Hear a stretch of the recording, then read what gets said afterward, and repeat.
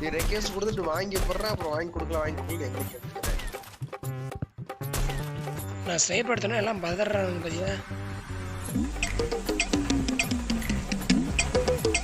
சரி வரலாம்.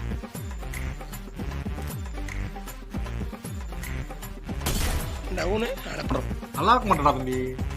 நல்லாவே இருக்க மாட்டேன். அண்ணே இரு அவன் எடுத்து அவன் அடிக்கிறேன். ஏன்டா கத்துற? நான் போட்டேன் நான் போட்டேன். ரைட் சைடுல ஃபுல் டேமேஜ்.